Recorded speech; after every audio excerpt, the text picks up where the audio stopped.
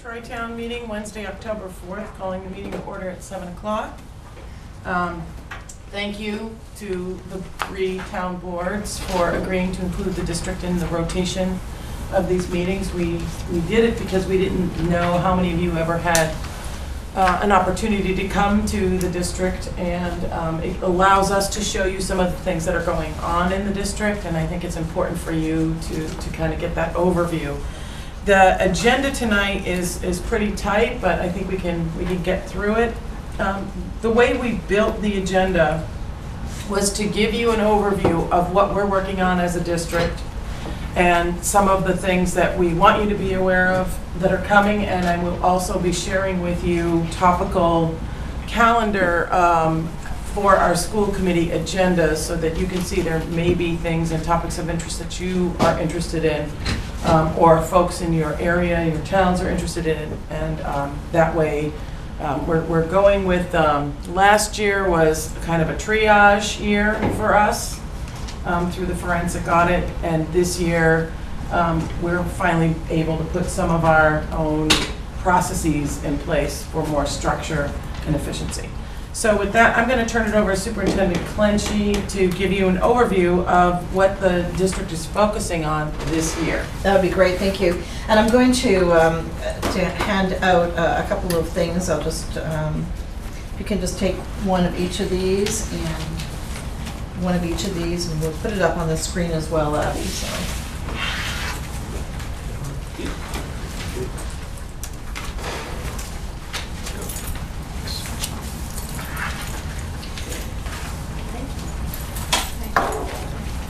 So one of the things that a school district is expected to do via Mass General Law is take a look at the creation of a district improvement plan.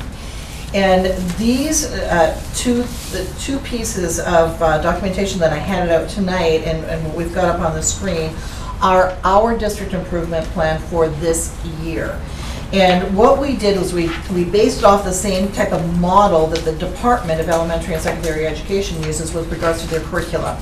And so what the department does is they create a standards, then they create a set of frameworks that tie in with the standards, and then it's expected at the school district level that you create curriculum around those frameworks and standards. We took the same approach with this. So you have the pamphlet right now. The pamphlet is kind of that quick and dirty view and saying, yeah, this is exactly what we're doing within the district. And so it just gives you that super quick snapshot. All the pictures, by the way, are of our kids in our district. So if you see pictures on there, they are our kids. We stuck with 1 year model. Normally you like to look at a 3 to 5 year model, but I think, Lorraine, you teed it up beautifully by saying last year was really a year to kind of stabilize things, kind of get a grounding, maybe fill in some holes where we needed to, make some course corrections or course alignments or realignments.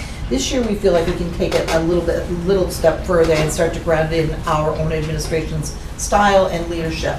So that's what you have here. So the first document then is just the pamphlet saying, here's a snapshot of what we're doing. Behind that, just like we would have the standards with the department, the framework is basically what the next document is, and it ties in specifically with this. They all go together. And then there's a third piece, again, just like the department, of a very robust document that's not nearly as pretty as this is, that's got all the really pertinent information so that our educators can look at it and say, okay, yeah, I see what we're doing. I know exactly how this is going to play out. And so you see these 3 different levels that we've built this on. So there are basically the 3 iterations. We started with the work looking and saying, okay, we want this to be relevant, we want it to be meaningful, we want it to be a reflection on the work that we are truly doing within the district, and that's where we started. Teaching and learning, we have a teaching and learning unit here, and it's really to be based on what you see as your school district needs, the student needs. And I'm going to talk through very, very quickly what we identified as some of the needs, and hence that's why some of the goals are what they are. We took a look at that, then we pushed it out to our administrators and had them take a look at it, offer input, feedback, And then we took that and recaptured that. Then we went to our school committee, and at the retreat, we laid out everything again. And of course, at that point in time, and I know Lorraine said she's going to talk through, this has all been tied in, and she's going to talk through the goals, because the school committee did the goal setting at that particular retreat. And at that point in time, that's when we tied all of this together. So there's a direct tie-in between the school committee's work and the district's work. So I'm going to just quickly go through this and just show you what you've got there. We started with, of course, laying out the vision, our mission statement, and basically the core values. And again, this plan right now is only for 2017 and 18. I would tell you that right now we are already working on 18, 19, 20. So that work is already in progress right now. If you take a look at the first teaching goal, and I'm just going to show you quickly how it's laid out. Your goal is over to the left. To develop new models for inclusive teaching, identifying at-risk students, and effective interventions. We did some really creative work in the district last year, particularly in Lancaster, that we want to replicate now across the district. We're excited about that work, and some of that actually is going to start wholeheartedly in both Bolton and Stow in this particular school year. You can see at the top are the actions. You can see who basically is responsible for helping to oversee the work, the type of leadership team membership that's involved, and then down below are the expected benchmarks. That's kind of, those are the key things that we're kind of holding ourselves accountable to and saying we must meet this. This is where we're aiming for. And then of course the outcomes are to the right. So there's goal number one. I'm not going to go into a lot of details because I know you can read as well as I can. Goal 2 is really with a focus around social and emotional learning, and part of this stems from the Emerson Youth Risk Survey that was done. And so in one component, it's in response to that, but the truth is we would have been looking at this anyway, to be honest with you. So it was just a natural tie-in. And the goal is to raise awareness of the social and emotional risks and needs of our students with all stakeholders and educate all students. Going down to the third goal of the curriculum alignment, this is something we felt that we needed to look at district-wide. We are really aiming to build more and more consistency and a sense of continuum across the district, particularly with regards to instructional delivery. And so we're not asking that every single thing is in lockstep, like every grade 3 class on October 5th is teaching this at this time. But we are saying, you know what, this is a type of language. We're going to use some common language amongst all of the grade 3 teachers. We're going to have some nice unit plans that we're all going to share. We all know where we're going to be by the end of grade 3 in this particular area. What does that look like? But still giving the teachers that autonomy to be able to do their own things within their own classrooms. But at the end of the day, we want to establish district-wide curriculum review cycles and continue to develop and align our curriculum right from pre-K to 12. And then our fourth goal is literacy. We've made a really strong commitment to this. In fact, our second day back, all of our elementary teachers met and worked with 2 consultants that they worked with last year to start to pilot some good work with literacy at that early level. And in part that's because we feel that that's foundational. If they can't read really well, they can't do anything. So there's a real push on building a strong literacy program within the district. So that's the goal number 4. The first day back, every teacher in our school district got copies of this. We created folders for our staff this year. Over 500 folders were created. We handed them out the very first day, and we walked through everything. And our teaching and learning specialists went through this in quite some detail, so that everybody district-wide should know exactly what our goals are, where we're heading, and how we're going to get there. And then, of course, there's check mechanisms along the way. There's a lot of planning meetings. There's a lot of check-in meetings right now to make sure that we're on course. So in a nutshell, like inside of 10 minutes, that's basically where we're at right now for our district improvement plan. So with that, then, I turn it back to Chairman Mosco. So Superintendent Clenchey mentioned that we had a goal-setting session as a school committee with the administration at the end of the last school year. And the goal of that meeting was to identify what are the things that the superintendent wants to work on, what are the things that are important to the school committee, and there are obviously areas where we want to support the administration and the school and the schools and the learning, but there are also aspects of work that we as a school committee feel are important. So what you have is, and I think this is our second or third year, creating overarching goals. These are the goals that we are going to hold ourselves to for the year. Many of these relate and support the goals of the district. Some of them, and in fact, I think goal number 2 is really specific to continuity, consistency, and efficiency for the school committee itself. Because as you guys know, you have people who rotate in and rotate off of your boards. How do we not lose that knowledge? And it takes a full year to get yourself grounded in the school district. It is such a huge animal to try to digest. And how do we not lose that? So Kathy Codian, who's our vice chair, has been spearheading an effort to create a manual for school committee members. We'll be reviewing that this month.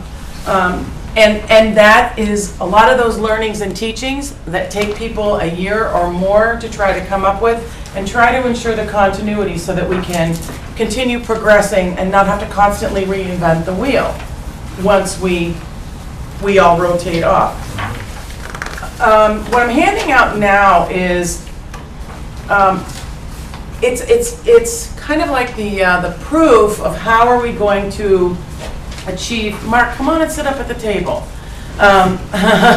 How are we going to achieve those goals? And this year, as I said earlier, we're really looking at putting more process in place so that we can be more efficient with our time. This is a by month, some of the big ticket items that we're going to be talking about at the school committee level. One of the reasons that we put this together is because, you know, in the past, we would get the budget right before you guys would get the budget, and it was a mad dash to try to digest it all, ask questions, understand it. This year, now that the triage is over and the planning has begun, what we've done is ask the superintendent to have her folks for each of those particular areas of responsibility come and report out to us and explain to us, what are you working on, what do you need, what are you looking for, and give us a kind of an overview of where are you going next year, where do you want to go, so that we're not surprised when the budget comes out and we've got to ask questions. This also allows us to ask them questions about things like there's a software program that we put in place last year for substitute teachers. So instead of having an individual calling out every morning at 5:30, people who want to sub can just go online and sign up, and it's more efficient. It also keeps track of time and attendance. Mm-hmm. So this is going to allow us to ask questions and get a little bit more granular without going down too many dark tunnels. So I want you to be aware of this. It's a living, breathing document. Every school committee meeting, we're updating it. I can tell you right now in October, the OPEB Trust meeting may move to November. We're not sure. The administration has shared that they've got two vendors, two firms that they've talked about that will be coming forward to the school committee. We'll be looking at that. But if there are any questions on any of this, please feel free to ask, or I really want to encourage you folks to reach out to your school committee members or me when you have questions, because we want to make sure that you understand there's a lot going on here. We don't want to have to feed you all the details. You're not necessarily interested in all the details, but we want you to know there's a lot going on, and if you have questions, let us know so we can get them answered. Okay, so I think Were you going to go through each of the goals or no? yeah, we can talk about the goals high level. The first goal is really continuation of last year's work through the forensic audit. It kind of fell out of the forensic audit, and our budget and warrant group, Mark Jones is on that committee, as is Kathy Codian and Neil Darcy. And they're working with the administration to identify what are those regular reports that we need. Because in the past what happened was we either didn't get any information, we didn't get the reports, or last year, because there was so much drinking from the fire hose, the administration was overwhelmed with our requests. So in order to kind of flatten that out and become more predictable, what are those reports that we need in order to provide governance and oversight?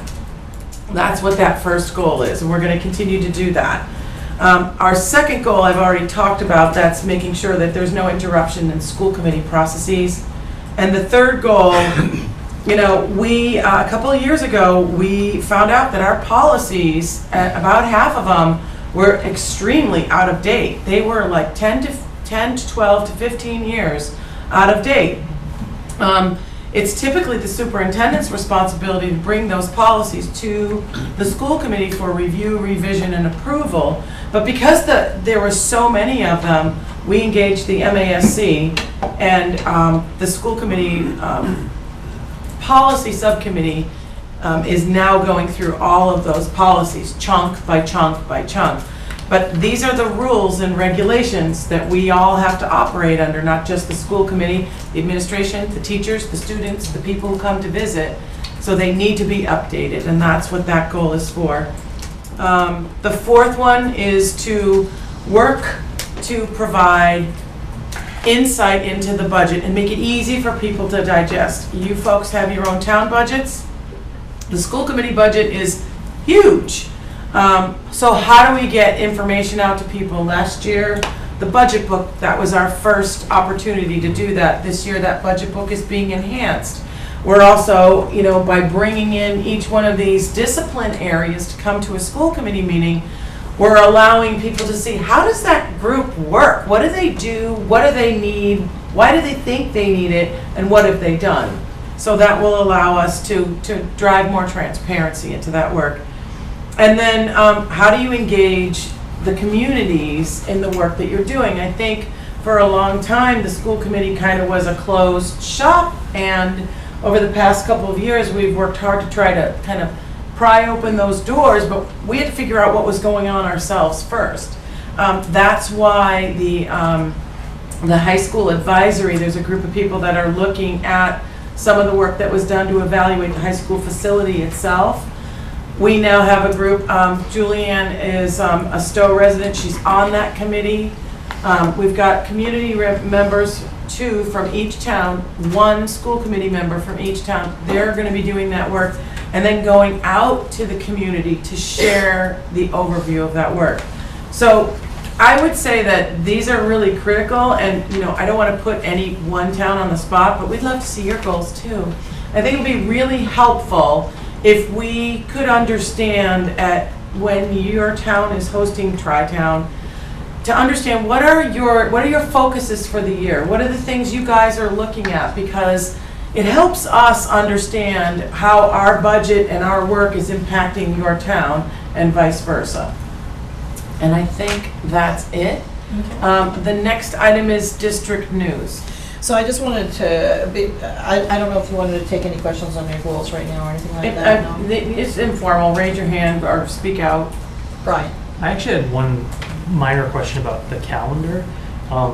Some folks have asked me whether it's possible for school committee meetings to be fed into our town calendar, and I just don't know. Does anyone know whether that's possible? I wouldn't. We don't have that linkage. I mean, we can work on it, but currently we don't have that linkage. I mean, what we do have is we have up on the webpage that when they are. So we have their agendas up. So you mean pushed out? Pushed out? Like I think if you go to right now, if you go to the calendar on our Town of Bolton website and you click on a Wednesday that you're meeting, I don't know that they're. I don't know that it's on the calendar. Do you know who the keeper? Dawn, do you know who the keeper of the calendar is? Well, we are. I mean, the town hall. My staff. You know, it's either Linda or Pam's on my staff. It's either the town clerk. So is it like a hyperlink? Yes. Well, then you can do it. So we could look at doing something. Yeah, like that. That's a great idea. I don't know if any other towns do that, but some folks I feel like a lot of this stuff could be really interesting, and if it just shows up on our Bolton calendar, people will know. That's fine with me. Yeah. I think it's got to be the final agenda because like I said, this is the plan, but it could change based on urgent issues or whatever comes up. We do have the final agenda on the website, but we don't have a link to the town calendar. Okay, I'll let you guys. So he's not going to get, with the hyperlink, you're not going to get this, you're just going to get the agenda, right? Right, that's right. I mean, this we have on our site. Right. Mm-hmm. Yeah, and that's where it should sit. Why not just a hyperlink to the school committee page on the district too, so. Yeah, that's We easy can do enough that too. I mean, that's, you know, That's one less trip for somebody to make. yeah, so it's always there, no one has to manually update anything. Mhm. Okay. Awesome. So before I start, and well, I'll just get you to hand that out if you don't mind, thanks. I know that we have a little spread in the back there, and I just want to point that out, the food that's at the back, that's not always our style. I would not want you to think that every time we have a school committee meeting, that happens. But I do want to give a shout out to Tom Poole, who is our Director of Food Services, and both Cindy and Cheryl from the high school. They sat down this morning. They knew that this was a special meeting for us. This is the first time that you've all come here, and it was exciting for us. Like, I'll speak for myself. It was exciting for me that everybody was coming in. And so they said, you know, we sat down, we knew it was important to the school district. We wanted to kind of go that extra length. So he said, I said to the staff, be as creative as you want, and that's what you've got over there. So please make sure that you partake over there and enjoy some of that good food. Really enjoy it, because we're not going to do that every meeting. Probably won't do it again. Yeah. Or ever again. Maybe back to those No, we'll do squares. something. The other thing I was going to mention is, I mentioned this to the town managers the other morning, is we'll make copies of these available for, especially for new people coming into the communities and whatnot, and if they're coming through your building, that you've got something to give them. We're also in the midst, I won't give these to you just yet, we're also in the midst of preparing little pamphlets about the school district. And as soon as that's done, then there'll be a pamphlet to go in tandem with it, and then we'll ship those out to the community so that you can give those out to newcomers. But it is important to note, to follow up on something you just said, that all of us, the 3 town administrators and you, are committed to monthly meetings. Yeah. We now have standing monthly meetings. Superintendent Clutch and I have been meeting on a regular basis, but we've got all 3 town administrators involved. That worked well for us last year, and I think that we felt this year that we wanted to continue with that, because, I mean, we were able to, I thought the meeting the other day was very robust discussion, and I thought it was great. It was an excellent discussion. Yeah, I thought so too. So I think that I would agree, and I like your word, we're committed to maintaining that. So yes, thank you for bringing that up. So just a super quick superintendent's report. I normally give a brief report at each of our school committee meetings. So that's basically, and it's the same format that I'm presenting tonight. So just a couple of really, really quick things. The new school year, of course, we've had a very strong start to the new school year. Our staffing was complete with few exceptions. And the only real exception right now was the nurse leader, and we just haven't found one of those, although maybe we do tonight, knock wood, because we had another interview tonight, so good. so we'll see. So that was really the only one that we kind of went into the new school year with an empty hole in. But other than that, our summer projects were completed on schedule, within budget. We had, I'll talk just very quickly about the facilities. The facilities, we in essence had something going on in every community, either large scale or small scale, kind of dependent, and then the high school as well. So, for example, there are also the town warrant articles that were out there, particularly for Bolton and Stow. So just so that you know those 2 areas. Stow, we've got there's carpet that's going in at the front rather than tile at the front part of the building there at Center. There was a town article that allowed us to do some tile, but we couldn't get any contractors. We had 6 contractors come and look at it. Nobody would do it and guarantee it. And so I was like, okay, we've got to look at something a little bit different here. So Pat Maroney and I went over and had a great talk with Bill Wrigley, and we decided that, you know what, let's go back after this with regards to carpet rather than tile. And so that's what we've done. We've got it's on order, and I believe it's going to be done in early November. Bolton, there are the 3 projects lined up that are at some point in time or another, with the lockers, the paint, and I can't remember the third one. Lockers, painting, and was it carpet? Was it carpet? And I think it was flooring too, and now that you say that, yeah, I think it was. So again, we're talking to your town managers as well with this, so just that I would want you to know the communication is ongoing with that. Other district projects throughout the summer, Lancaster, our big thing in Lancaster was the room, finally to rectify the room situation that we had there. We're thrilled that that's kind of all found its way to be complete. In fact, I believe the new vents were going in today, so we're thrilled with that. Bolton, we had ongoing projects, and of course finished up some projects that I know that you may not be aware, but in the Emerson wing, for example, in the area where the cafetorium, I guess we could call that, the gymnasium and cafeteria combined. We've done a lot of work in that area, and we just finished up a nice little staff room. In fact, I think, Don, I walked you down there, took you through that staff room. That's all finished now, so we're thrilled about that. And Stow also had some new extended day space that we've done some renovation for in the Hale building, and that's all finished and wrapped up, and it looks fabulous.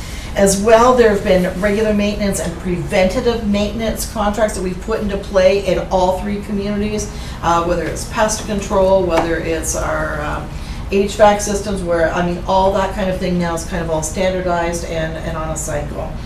The high school, we did a number of different projects, both inside the building and out.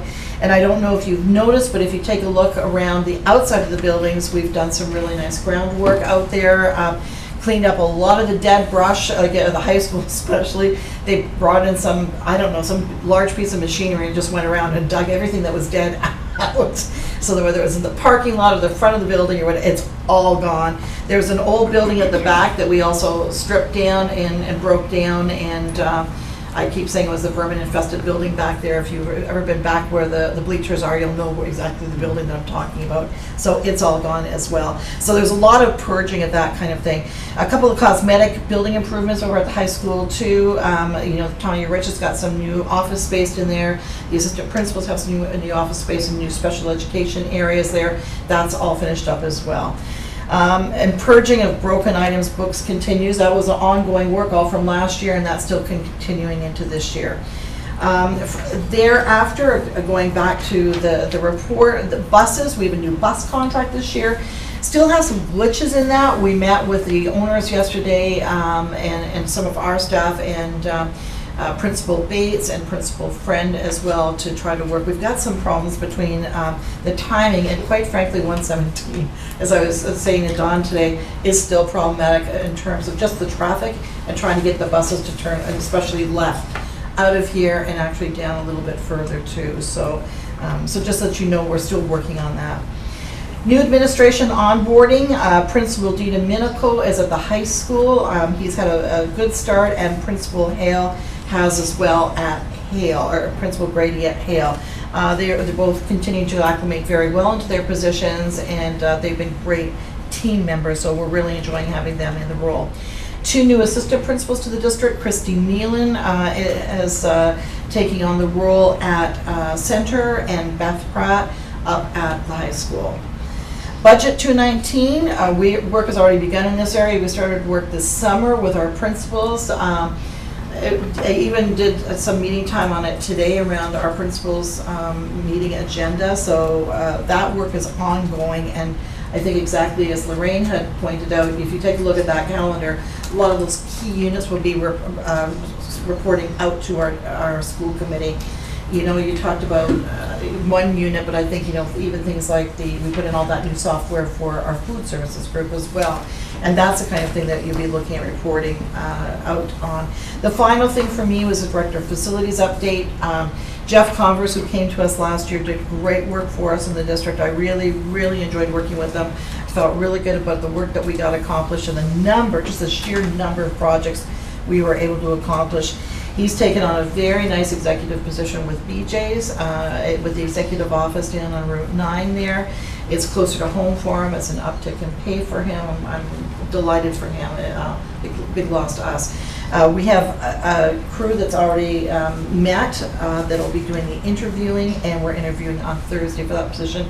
Expect them to start on October 23rd, thereabouts. So that would be my report out. Except for the advisory. Thank you, advisory committee. I actually have notes on that too. Sorry, I'm trying to get everything done as fast as I can. I know, but we're doing good for time. We're doing good. We're doing well. The Nashoba Regional High School Advisory Committee now, and I'll have, Lorraine, you might want to talk about the charge a little bit, but let me just talk about some logistics first. So Lorraine had alluded to this earlier. We basically have 3 members from each of the communities, 2 community members and then one school committee member to represent each one of the communities. It's a very good sampling. I think it's a very good sampling. People made application for it, and then we reviewed all of the applications and sat down and said, this makes sense, this looks like a good group. We tried to look at different things, the type of different levels of experience that the people brought into the table. We wanted to keep a little bit of the consistency there, so somebody like Bob Zakansky is back representing Bolton, and he was on the task force to begin with, so that's some nice consistency for us there. So we're thrilled to have him. The committee chose him as their chair the other night, and our own Lynn Clutty as a secretary, because, as she says, I do this anyway. She takes the biggest notes anyway, so we just thought it was a natural tie-in. I am going to have Chairman Romasco speak to our charge. The process of, and this just kind of goes back to what she was saying earlier too. So this committee is really an ad hoc committee. It'll probably disband in early December. So it's just really got a very specific purpose and reason for existing. And as soon as that's kind of done, then it'll disband. And if we have to set up a new committee, we'll go back to doing that again. And we'll just, whatever the decision is. I have no preconceived notions. I don't know what they're going to come forward with. We've already had our first meeting. Our second meeting is tomorrow evening. I'm looking forward to that. The presentation to the communities, we're hoping to have that sometime in November. And the committee is expected to report to the school committee in the first meeting of December as to whether this is a go or no-go with regards particularly to the feasibility study in the SOI. So do you want to? Pretty much covered it. Did I? Does anybody have any questions? I mean, they've just started meeting. And the goal is for them to get grounded in the robust report that was created from this, the task force committee. And also to get, what was the other, there was a feasibility study done in 2008 before our time. But that feasibility, and it's interesting because that feasibility study at the high school was looking at not just the building, but also creating central offices up at the high school. Right. We're not looking at that.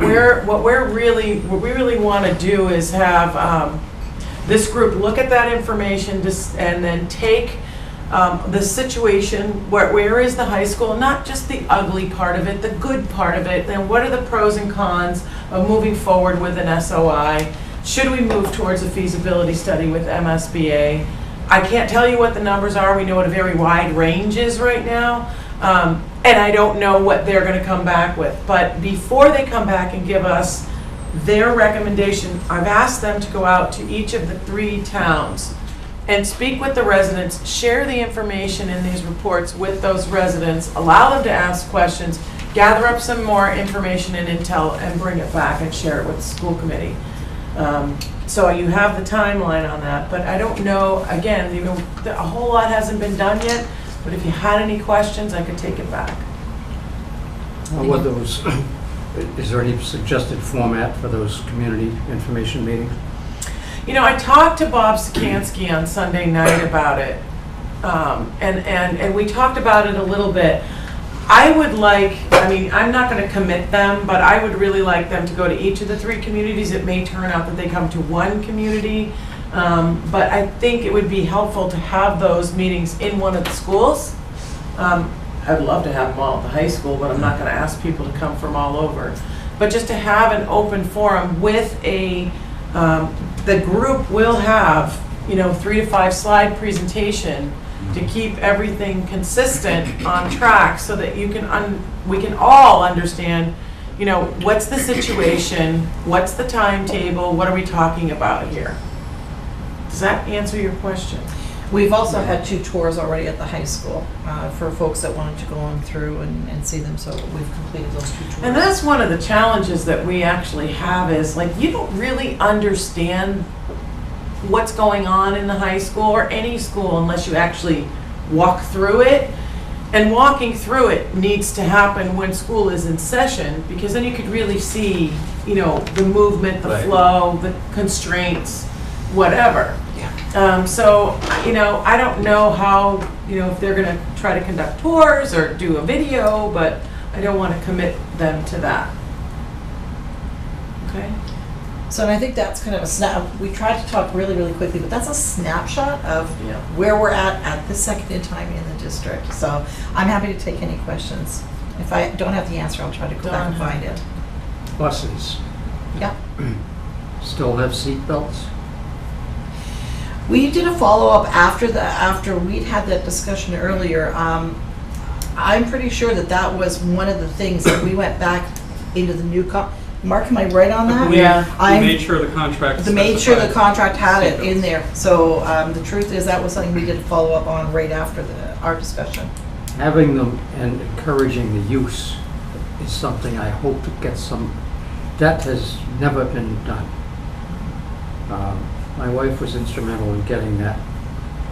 She fought tooth and nail for single-handedly, pretty much. When they finally, I think they got tired of seeing her at the meetings and said, okay, we'll stick it in there to get rid of her. But I know when my daughter was going through school, getting reports from her, anybody using them, no. They're just playing games with them or they stuff them down the seats. They're there for a purpose. And I would hope that there is some concerted effort on part of the administration to encourage the use.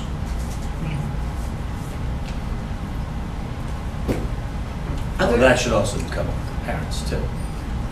Yes. But I respect your point. I mean, I think it's probably twofolded too. And Stan, thank you for saying that.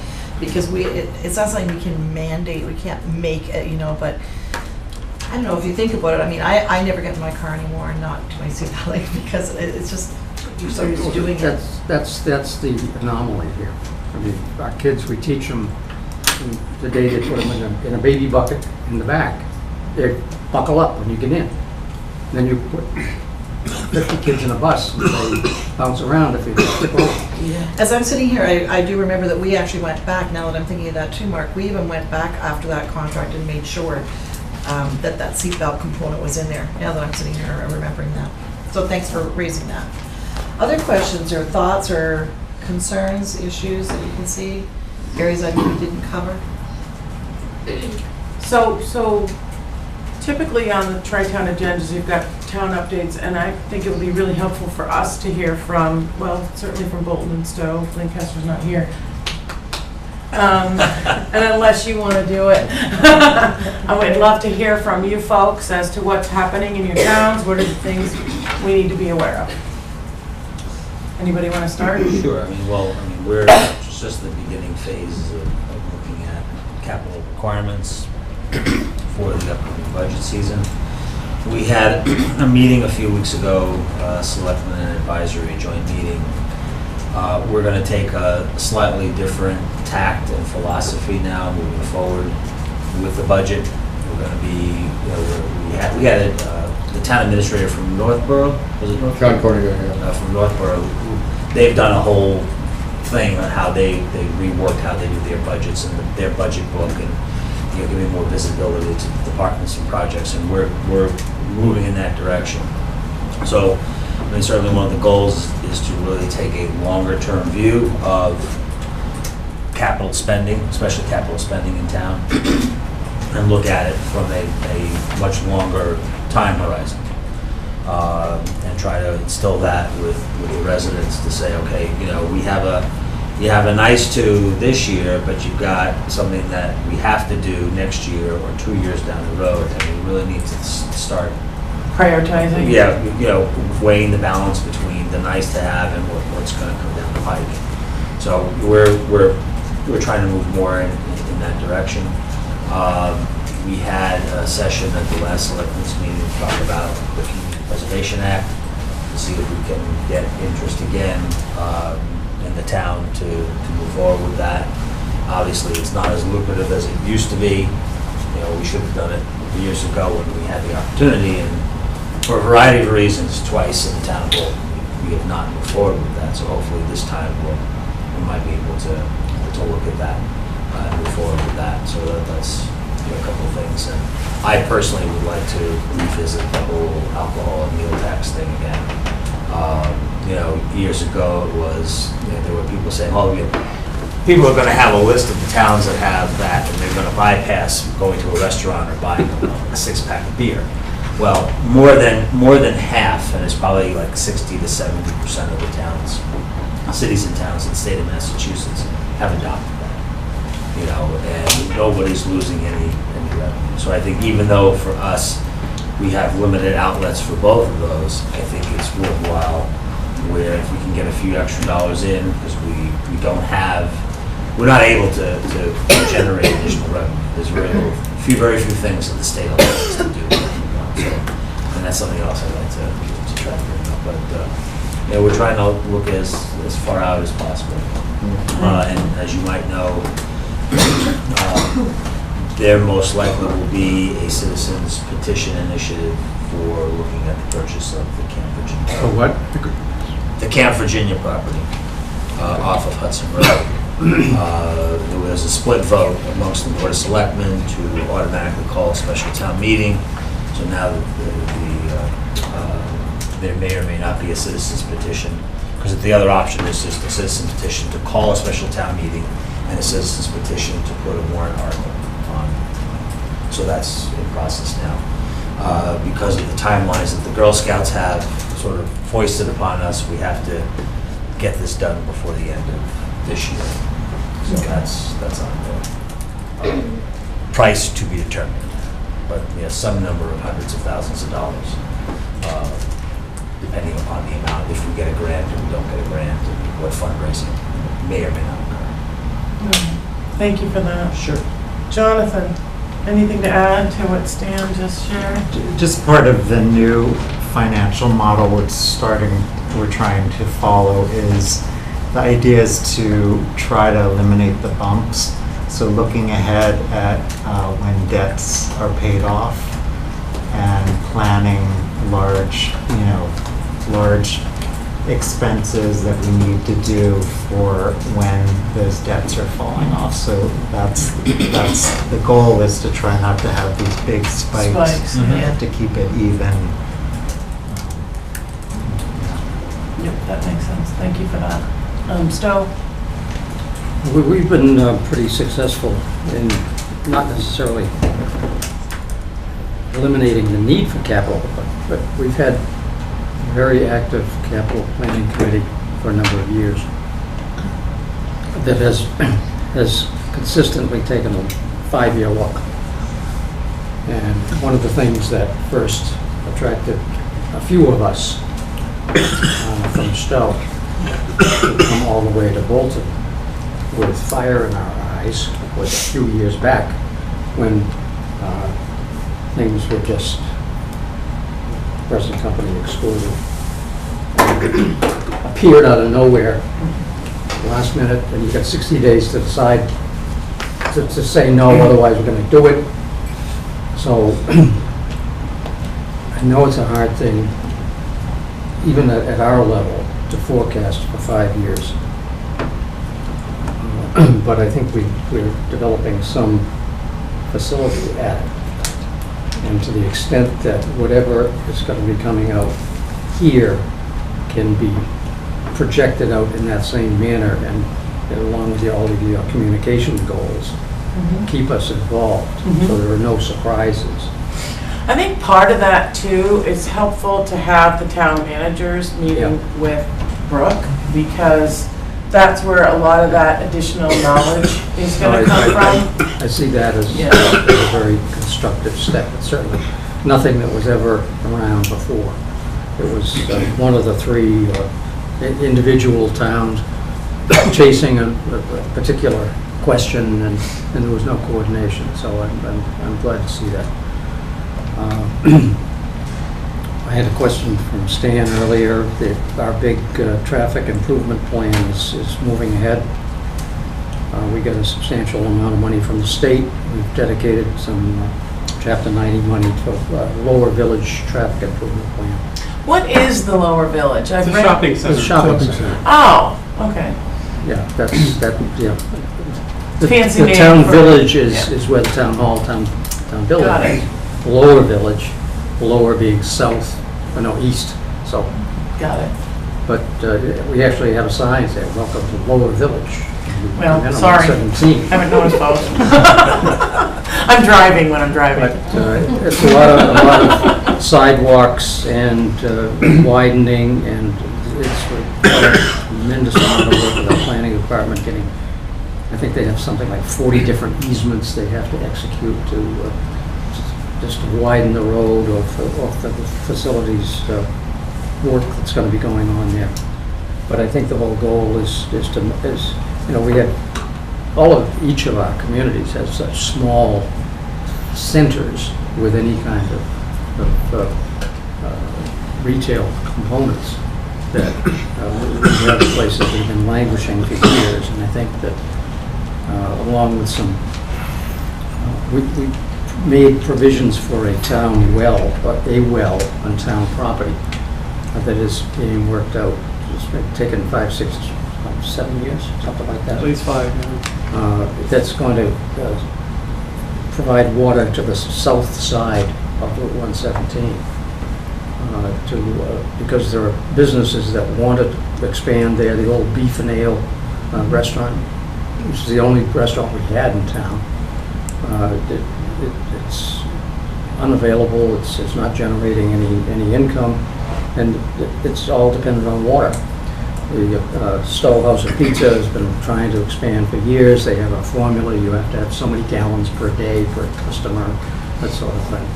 So that there's a private venture that's going to bring water from a well on town property that's being funded by the businesses to self-help program, but using the assistance of the town to bring that to fruition. And I think it's trying to make the town entrance more attractive and open up more business opportunities. We have our traffic nightmare continues at Route 62. Any of you who have the misfortune of going through there at certain times, the bridge closure, that's one-lane bridge that hit us a year and a half ago with about 3 weeks' notice from the state that they were going to either close it or, as it turned out, make it a one-lane bridge during pending reconstruction.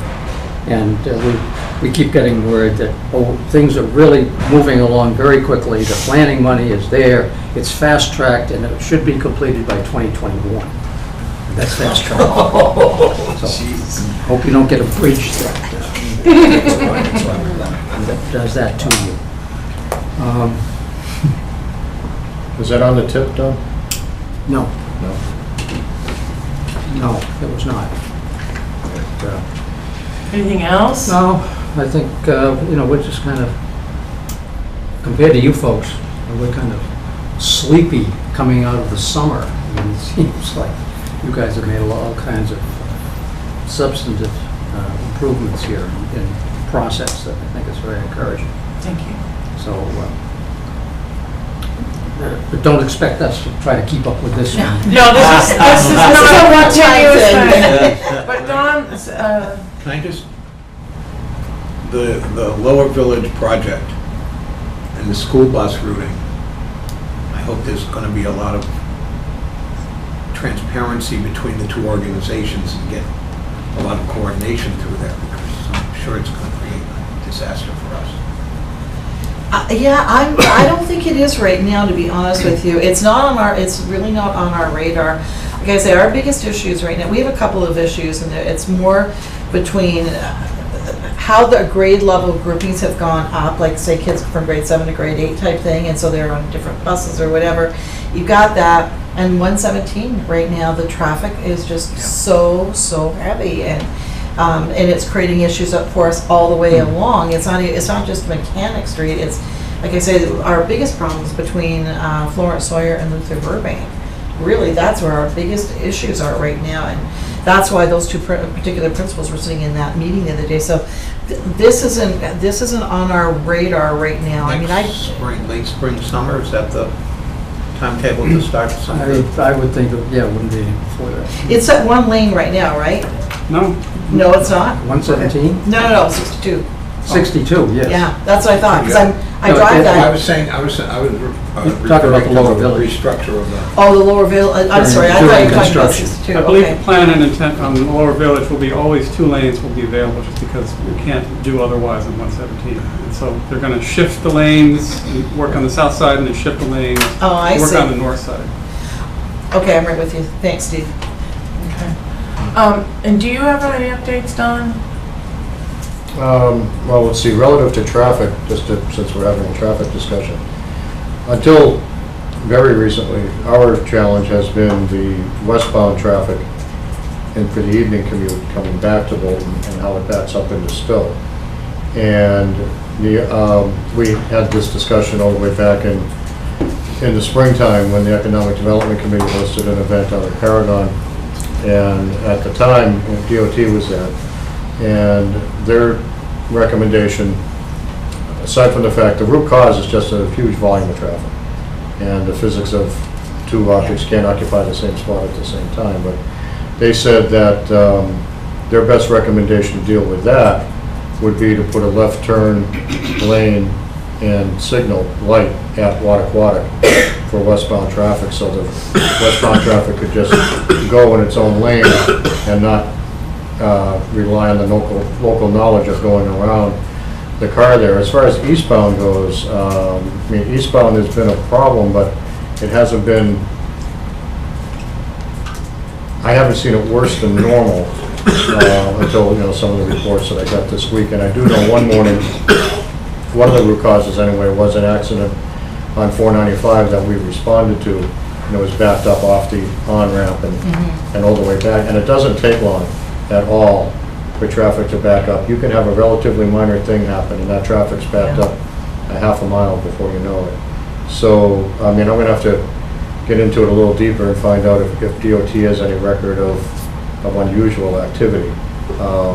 Also, because I know the question has come up, and some people have commented on Facebook about buses getting out of here on Mechanic Street. The Bolton Police Department does do traffic management for release times when we can. It's not a guaranteed everyday occurrence, but That's right. the SRO at the high school, for example, in the afternoon will manage the buses getting out of there. And then if she has nothing going on at the high school, she will come down here and take care of the traffic of the buses leaving here. If she can't do that, we'll have a duty officer do it if they're not on a call. And the same holds true in the morning. We will do traffic control in the mornings if we have a duty officer available, but we don't have an officer dedicated to it. So we will get to it most days, but we won't get to it every day.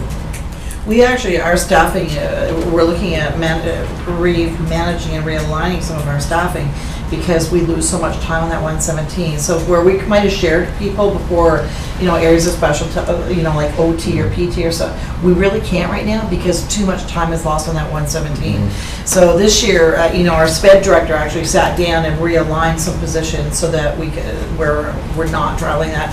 Our facilities group still is, Jim Brigham or Rob Frieswick or Sean or John, for Stow is a big one, right? I mean, because they leave their office, which is right at the high school, and they say we have to leave by 6:30 in the morning if we're going to get down to Stow. So, it's just a real case of replanning and reshifting. And one other factor right now, and not laying blame, is just a fact of life. I did speak to Chief Nelson about the traffic here as well, and he said because of some of the issues with the new bus company, it seems as though more parents are driving kids to school rather than letting them or having them take the bus.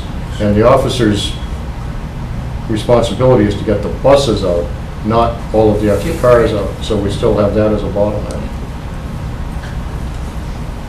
Okay, unless there are any other updates, I received a request for the next agenda item, which I will read, which is discussion of agenda setting process and other potential improvements in the usefulness and effectiveness of tri-town meetings, and Ken Troop requested to have that agenda put on, so I will let you have your time. If I had seen this agenda, or if this agenda were the kind of agenda that all tri-town meetings have, then I wouldn't have submitted the agenda item. No, it's been very good. This is exactly the kind of meeting that needs to occur, and it's exactly the kind of meeting that, at least in my observation, we haven't really had for several years.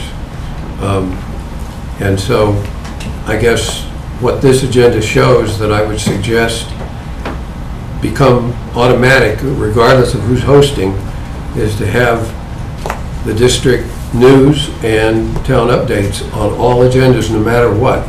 And even if, as in Lancaster isn't here, no report, if a town doesn't have a report or the school doesn't want a report, that's fine, but the agenda item's on there, because the problem is that, and I think one reason why there has been less really going on at these meetings is because of the way that the open meeting law works now. You have to have the agenda nailed down several days in advance, and you can't add anything during the meeting. When we used to have tri-town meetings, we would have general items like updates, and people would bring up their things. You can't necessarily do that, but you need to have general items that would be of interest to everybody, that allow us to know what Stow is doing on their things in Lancaster and you guys and all that. So that's the principal recommendation that I have, is that it would really help everybody to have these standard items.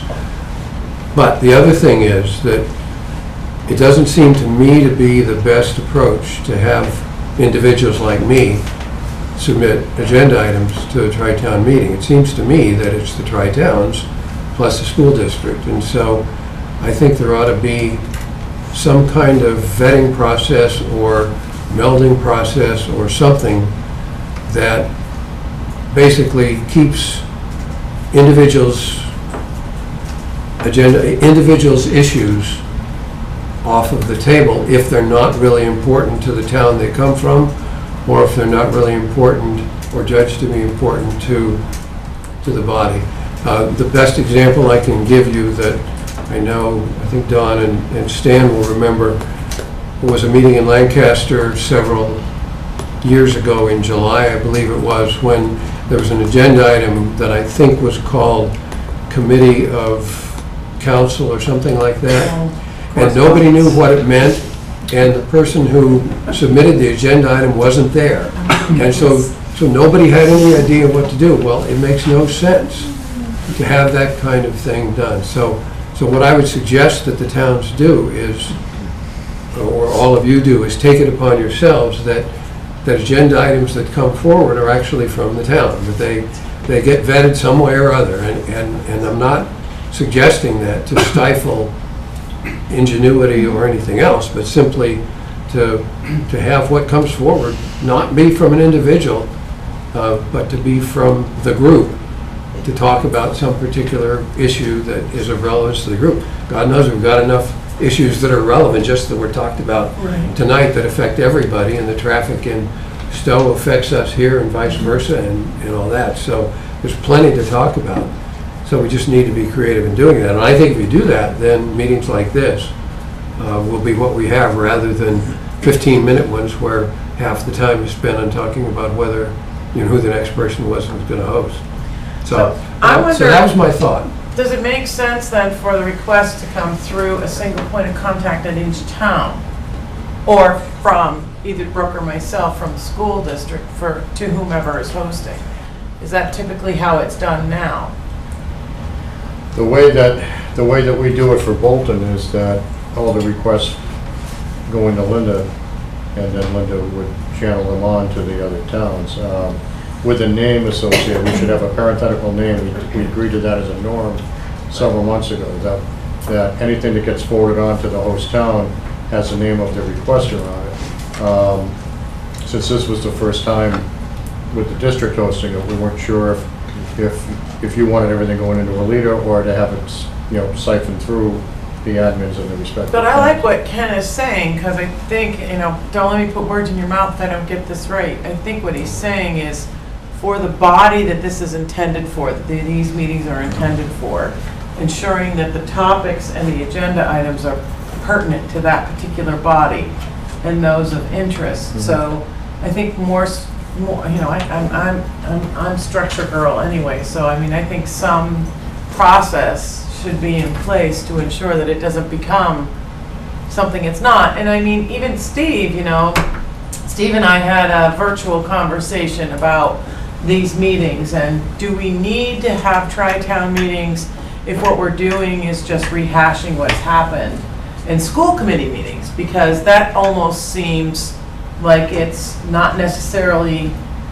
But I think the answer is that you do need to, because most officials don't go to your meetings. They may or may not get to watch them on TV. Well, but who owns that, right? So. Well, but still, to be able to come and just have the one sheet that Brooke gave us, that and to touch on those things, provides information to everybody else in one place quickly and easily, and it would allow you to filter out of a 3-hour or 2-hour school committee meeting, or if you had 2 meetings between tri-town meetings, you could decide what you think is important, what you want to get across.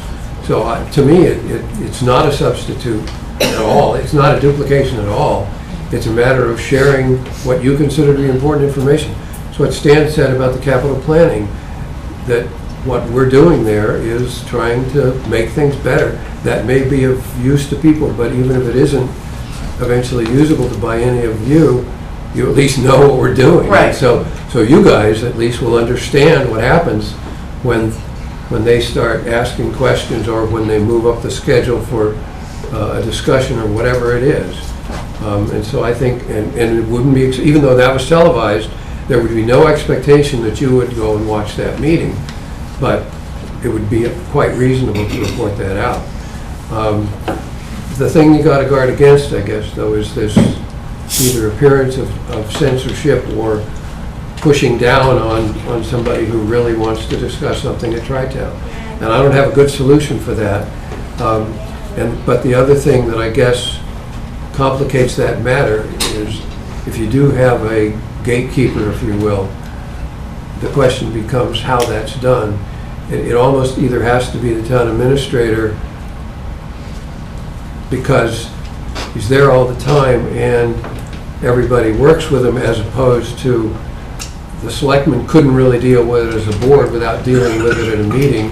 And it makes no sense to me to have an agenda item at a selectmen's meeting to decide what you're going to talk about at Tri-Town. So I don't know exactly what the solution to that part of it is. I only know that it seems to me that it's introduced things that people didn't necessarily think were useful at Tri-Towns. And to have the more standard things of the updates and stuff might help, because you could bring, if it's just called updates, you could bring up something. So if you have the update on there, if I came to the meeting and I had something I wanted to say, I could do it under the town update potentially. So if you have some boilerplate items on the agenda, then that would help in doing that. If So I anyway, could- that's my thought. If I just make a comment or two, a couple quick thoughts for whatever they're worth.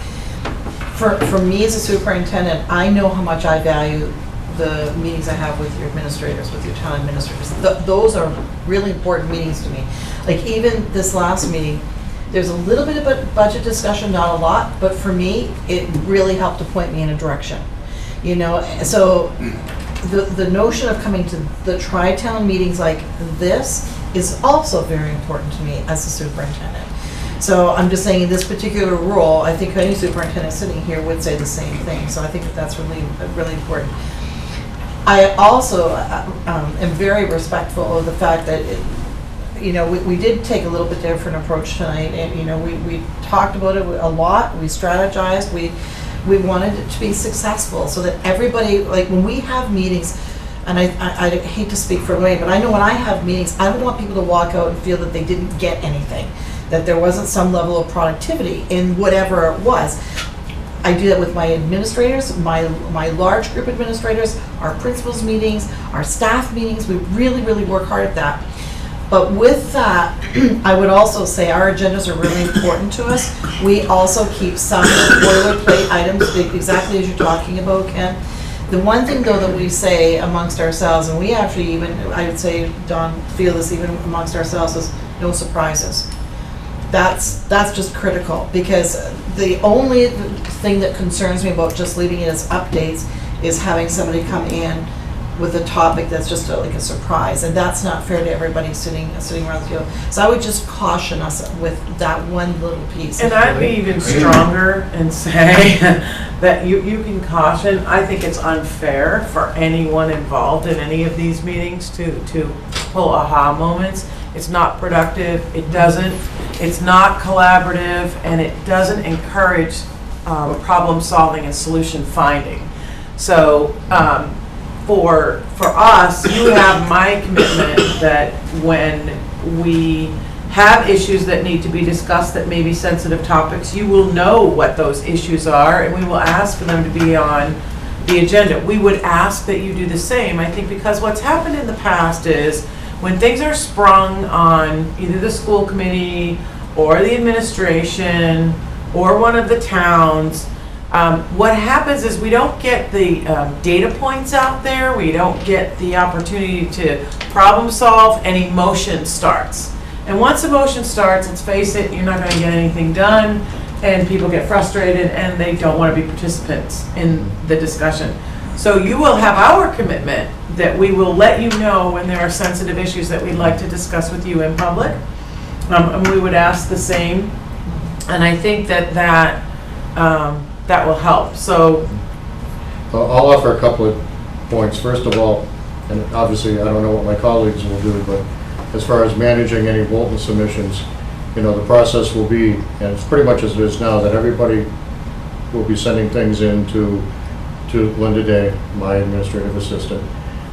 If we have duplicate items that can be consolidated, there'll be a name next to each item as to who requested it, and then that goes into the host town. As far as general catch-all agenda items, that doesn't meet the spirit of the open meeting law. For instance, no committee can just have new business on their agenda. They can have new business and bullets under it, because we're supposed to inform people of what we're talking about. So having the standing categories is great, school district update, town updates, but then under those items, there should be specific bullets. We can't just have a blank update, because that doesn't jive with the open meeting law. So as a Bolton Town Administrator, I'm not going to censor any requests. It's not my purview to say this doesn't belong on an agenda. I will do consolidation, I'll review it with Linda, I'll do consolidation. But if a town official, and I think the key is town official, the town official, if a selectman or a FinCom member, who are generally the participants here, want to see something on an agenda, it's not for me to say that's not appropriate. If we get to a tri-town meeting and somehow that bullet item expands into something that maybe wasn't meant to be or wasn't clear that's where it was going, then the rules of managing a meeting are that subject is out of order, and the conversation stops, and then it carries over to the next meeting with a clearer agenda item. So whether it's a town or whether it's a school district who's the object of it, that gives them time to prepare. That's how I would recommend we do it. Yeah, because that's a good point, because with all due respect, Ken, what you might look at on an agenda as an individual item, since we can't talk about it to see what's behind it, the only way we can give it life is by bringing it in here. And if it's like I want to have balloon day every night at Tri-Town, well, I hope somebody's going to shoot holes in my balloon, if that's all I'm going to say. But I think it makes it difficult to prejudge. And secondly, Tri-Town is this anomalous creation.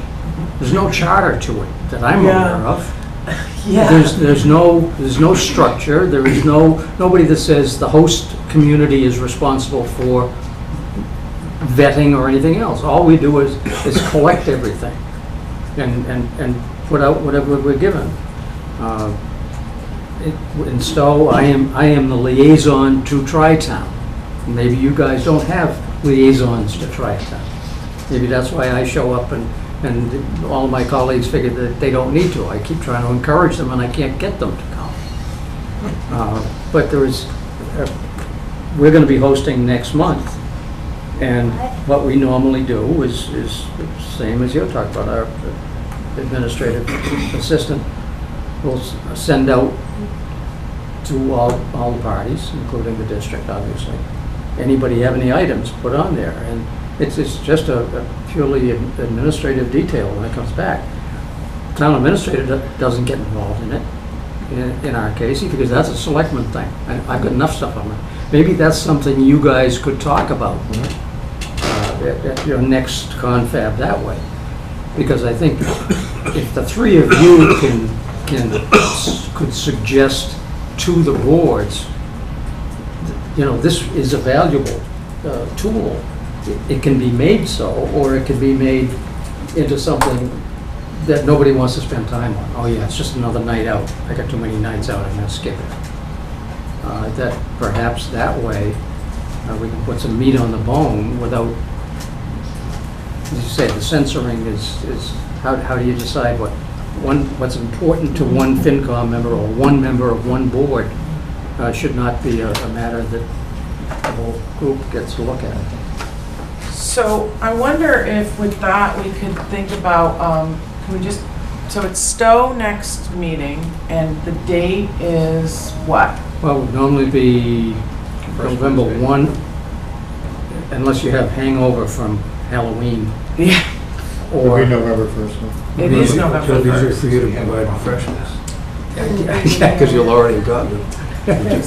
maybe I could take some of this stuff and put it in the freezer. That's right. So several of us won't be, in fact, Mark, Steve, myself, Neil, Brooke, well, actually, we can't do it that night.